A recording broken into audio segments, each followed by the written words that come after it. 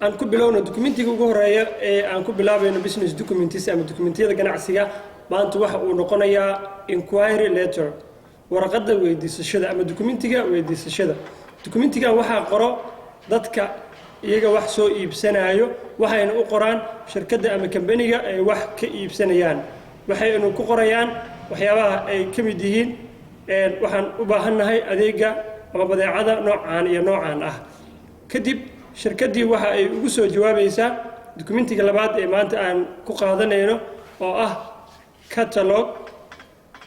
ama quotation labadaba waa ay u soo diri kartaa catalog waa documenti sheega ama ay ka muuqdaan masawiro kalar leh xogtii ku saabsaneyd badeecadii aad dalbatay masawiradooda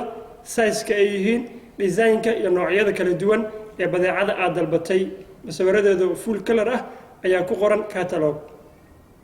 sidoo kale catalog waxa ay la socdo oo shirkaddu ay ku soo diraysaa documentiga loo yaqaano quotation oo ah qiimo sheeg quotation waxa ku qoran qiimaha badeecada aad dalbatay especially gaar ahaan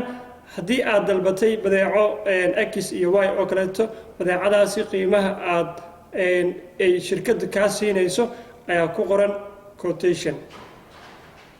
markaad fahanto oo aad akhrisato oo aad aragto sawiradii iyo badeecadii adeegii aad ka dalbatay ee ku qornaa warqaddii koowaad ee aad dirtay ee inquiry letter waxa aad diraysaa warqadda documenti ah ee loo yaqaano purchase order purchase order laba qaab ayaa loo diraa mid waa mid oral ah oo afka aad ka sheegayso midna waa mid written ah oo qoran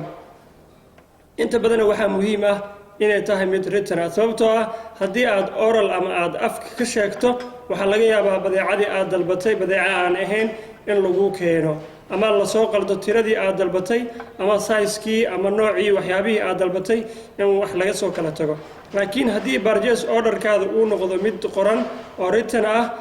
shirkadda kama soo kala tagi karto wax ayna ku xaqiijinaysaa adeegii aad keentay ama adeegii aad dalbatay inay si sax ah kugu soo dhiibto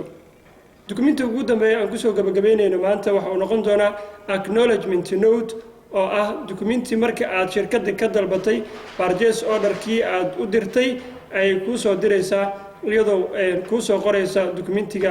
acknowledgement note oo ah documentiga mahadcelinta waxaana ku qoran waan kaaga mahadcelinaynaa dalabka aad naga soo dalbatay iyo adeega ama badeecada aad naga soo dalbatay waxayna kugu soo gaari doontaa sida ugu dhaqsaha badan iyadoo inta badan ay ku qoraan wax la yidhahdo ASAP ama as soon as possible sida ugu dhaqsaha badan uguna macquulsan dokumentiyada businesska ama ganacsiga loo isticmaalo ama business transactionska dhacdooyinka ganacsiga dokumentiyada loo isticmaalo aad bay u fara badan yihiin laakiin maanta waxaan kusoo koobayaa ilaa 5taasi documenti oo ay ka mid ahaayeen inquiry letter catalog quotation purchase order iyo acknowledgement note la soco qaybta labaad ee la xiriirta business documents waa anigoo ah Cumar Cali Xasan waa anigoo ah Cumar Cali Xasan oo idinkaga tagayo sidaayo nabadgelyo wassalaamu calaykum waraxmatullaahi wabarakaatuh